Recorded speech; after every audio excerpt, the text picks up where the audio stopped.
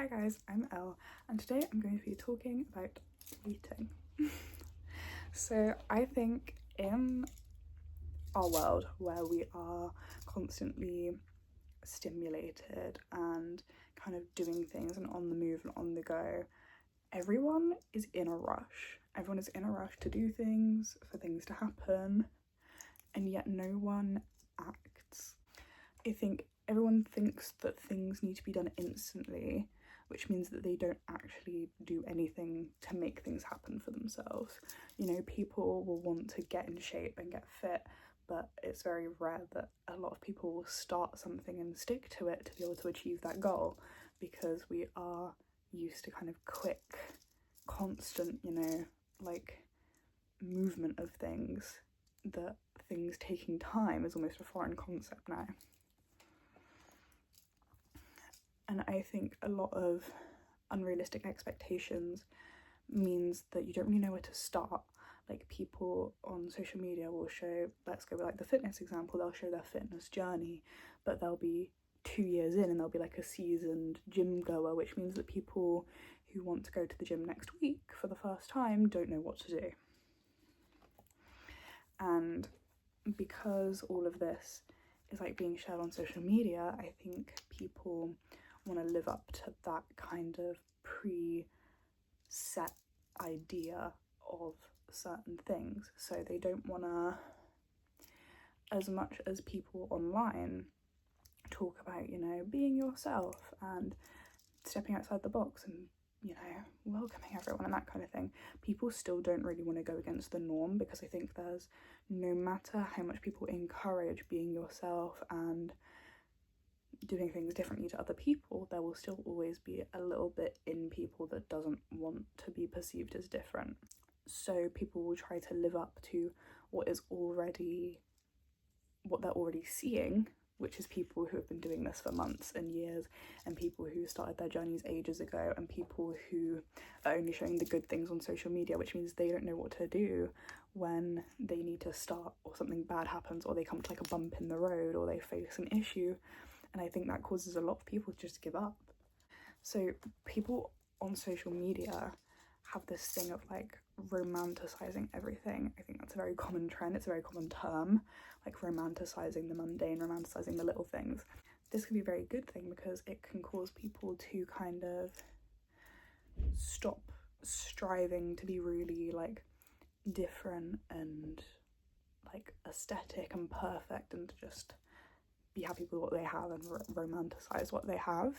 But I also think it can make things difficult, because people, as much as people say they're romanticizing the mundane, people viewing that then want the romanticized idea of the mundane rather than the mundane itself.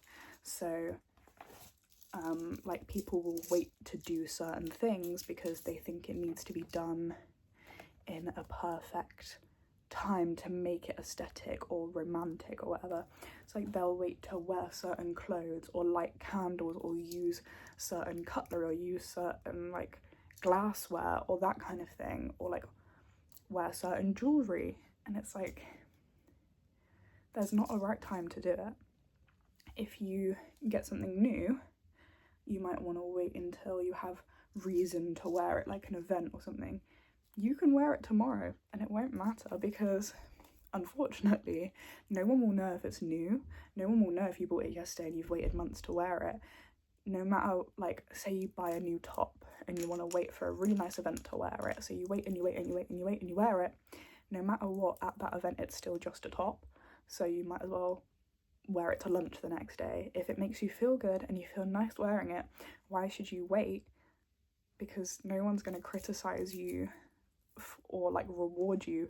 No one's going to criticize you for not waiting. No one's going to reward you for waiting, because it's just a top to everyone else. And I also think on social media there's so much advice and so many resources, but there's a big kind of question mark around whether people actually use those effectively or whether they'll work for you. So there's so much, like, so many self-help videos and so many tutorials and things like that. But at the end of the day, the question is, you're looking at those and you're saving those and you're thinking, I'll watch that later and I'll learn that later and I'll do this later. But will you? it's not even necessarily the question of will it work for you, will you even do it? People think they need to follow a specific guideline to do a certain thing, or take journaling, for example. People will look up inspo videos and save like collage spreads, or they'll save prompts, or they'll, you know, save quotes or whatever. But at the end of the day, is copying someone else's idea of what the right way to journal is that going to make you happy? And is that going to bring you the most amount of joy? And is that going to bring you the most kind of happiness that you can get out of that one thing? Because you might be going, okay, yeah, this is fun, I enjoy this, whatever, but would you be happier, would you get more enjoyment out of it if you just kind of did it your way and figured it out on your own? I also think that's like a big thing, is that you're the person that decides those things. Like, you have to figure it out on your own. People can give advice and tutorials and inspiration, but at the end of the day, you are the person that decides if those tutorials work for you, and if that way of journaling is the way that you want to journal, and if that person's fashion sense is the way you actually want to dress, or if you just think it looks cool on them. No one can like hold your hand and help you through figuring these things out. But that's what all this time is for. That's the thing that I think a lot of people seem to get lost on, is the fact that we do have a lot of time to figure these things out. You don't have to know in a year how you want to dress, and you don't have to have your entire wardrobe figured out. It can take years and years to get to a certain point. This is like a silly example, but I knew from the age of like, you know, like my early teens, that I wanted to wear jewellery. I thought jewellery was so cool, I thought it was such a fun way to accessorize. But it took me a lot of years to build up like my taste and what types of accessories I like, and how much I like to wear, and what like styles I like to wear, and that kind of thing. And that took me a long time. Like, so you don't have to know in a week or a month or even a year. A year is a very short amount of time. You don't even have to know in a year what is the perfect way for you, or what exactly it is you like to do. But I think as long as you're figuring it out, and as long as you're trying, that is a lot better than having it figured out but it's someone else's idea of figured out, or it's someone else's like template that you're just using and saying you've got it figured out. Kind of a similar thing coming off of the back of that. And no one's going to start you off either. No one's going to tell you when to start. No one's going to tell you exactly which day you need to go to the gym, and what machine you need to use, and how many times you need to use that machine. I don't go to the gym, I don't know what the words are. But no one is going to, again, hold your hand through that. You have no like training wheels. Like, it's your life and it's your decision, and you're the only person who can do the research and ask the questions and figure things out. Because sitting at home and thinking, I want to go to the gym, I want to start journaling, I want to start this hobby, I want to start crocheting, I want to do this, none of the information is just going to land in your lap. Although that would be really, really nice. Unfortunately, very unfortunately, it's not how things work. Like, things aren't just going to sort themselves out for you to perfectly start doing things and start understanding and start like just suddenly knowing how to do these things. Like, that's what learning is. That's what learning is for. And I think a lot of people have no interest in learning anymore. I think, again, like I said, we're in such a non-stop world full of information and full of like just this constant stream of noise and stimulation, and it makes people like, there's just so much going on and no one knows where to start, and then everyone feels stuck, and I think they feel like anxious. People have this like just constant like baseline feeling of like anxiety or stress a lot of the time, and it just means that you're kind of just like stuck, and you're a bit like, oh my god, like there's this over here and there's this over here and there's this over here, and you don't know which hobby you want to start first, you don't know what language you want to start learning first.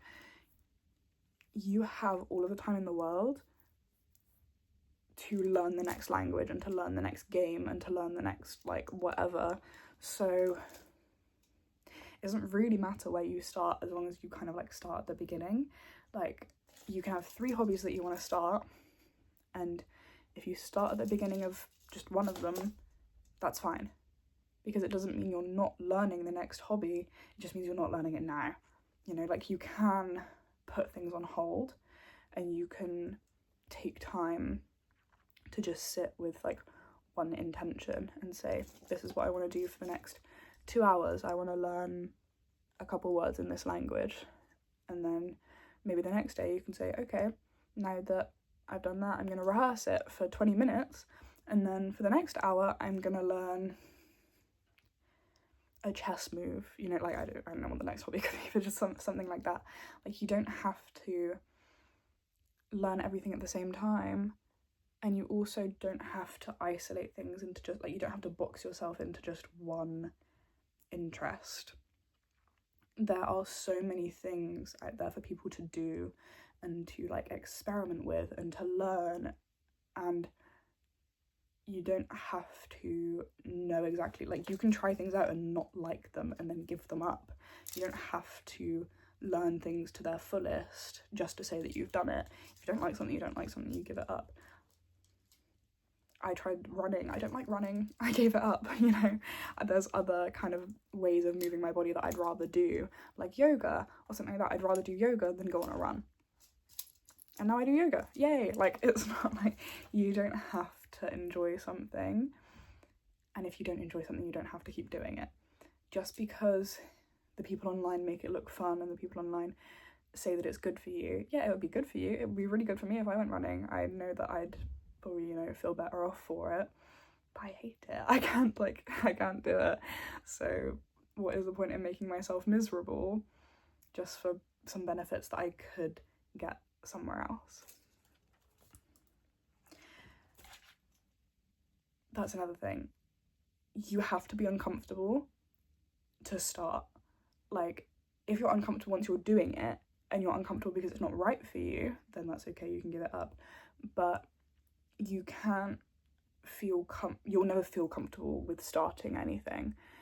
I would not feel comfortable walking into the gym tomorrow, but if I wanted to start going to the gym, you're gonna have to do it, like, I would have to do it when I'm uncomfortable, because I'm never gonna just magically wake up one day and be like, I can walk into the gym right now and just be fine with it, because I've never been, I'm not gonna get comfortable with it. So you have to be uncomfortable and you have to push yourself, and you have to understand that that feeling of that like uncomfortable, kind of like anxious feeling is not going to last forever, and the only way you're probably going to get over it is by getting used to doing what you're uncomfortable doing. Again, if your uncomfortable feeling stays once you start it and that's because you just don't like doing it, then that's an entirely different thing. But feeling uncomfortable and feeling nervous and feeling anxious is not really an excuse to not start. And I'm saying that as a person who pushes things off all the time because I don't want to do it and because I'm scared. Like, I know myself that when I say, no, I don't want to do it, I'm scared, that's an excuse, because, again, in an hour, I'm not going to feel less scared, but I'm still going to have to do it no matter what. So you're the only person who can push yourself to do those things, and you have to do those things scared, and you have to do those things uncomfortable, and it will feel scary and it will feel uncomfortable, but the more you do it, the less uncomfortable it will become and the less scary it will become, and the more you will see yourself as a person who can do scary, uncomfortable things. A kind of similar point, but there's no right time. There is no starting point, because you're the only person who can say when you'll begin. Stop waiting for a starting point to come, because even if the day comes when you're going to start it, will you actually? Stop waiting for New Year's. Stop waiting. My New Year's resolution is that I'm going to go to the gym, and the 1st of January will come, and will you go to the gym? And even if you do go to the gym, will you stay at the gym for the next however many months that you wanted to go? Stop waiting for Monday, you know, at the start of the new week, I'll do it. stop waiting for tomorrow morning I'll start this, you know, next week, next month, next year. Will you? If you keep pushing this like idea into your head that you have to wait for a starting point and for like a springboard into starting something, it will get you in like this loop of procrastination. It's the very classic thing of like, I'll wait until the next hour. So it's 5:45, I'll wait until 6. And 6 o'clock comes and you haven't started it, and then it's 6:05 and you'll go, I'll wait for 6:30. But will you? Will you do it at 6:30? Like, it's not benefiting you to push these things off. All it's doing is stopping you from doing what you want to do, and then you're sitting there thinking, I really want to do this thing and I'm not doing it, and now I feel like I should, but I need to wait. You don't need to wait. No one's making you wait. The only person making you wait is yourself. The same way that no one's going to make you stop. The only person who's going to make you start is yourself. And I think like the final thing with that is that sudden burst of motivation that you get at like 1 o'clock in the morning, it's fun and it's there, and maybe the next day it will make you immediately get up and do what you want to do. But motivation very much like wanes and lulls and doesn't stick around. The only thing that does stick around is your like discipline. If you have the motivation to do a task and that task is over in 5 minutes, then perfect, the motivation's got you through it. But if it's going to the gym or starting a new hobby or learning a new language, maybe you'll be motivated one day because you'll think, damn, that's really cool, I really want to learn this new language, I really want to learn this new skill. So you'll be motivated for a day, a week, you know. But that motivation will fade and the novelty of the task will wear off and things will change, and there will be days where you just don't feel like it.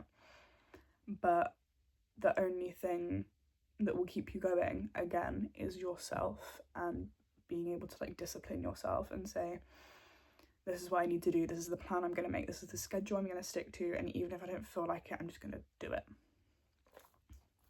Again, obviously don't do things that you don't want to do if it's like bad for your mental health, if it's bad for your well-being. If you just don't like it, then don't. But if you do like it and you want to do it and you want the benefits of it and you just don't feel like it and you just feel a bit like, maybe I can't be bothered, you're going to have to make yourself be bothered. Yeah, I think that is what I wanted to share, is that you kind of hold all of the power over yourself. People can tell you endlessly, you should start this now, you should do this now, you should do this tomorrow, you need to do this, but you're the only person who can make yourself start. So, you know, don't wait, just go. Okay, thanks for watching, goodbye.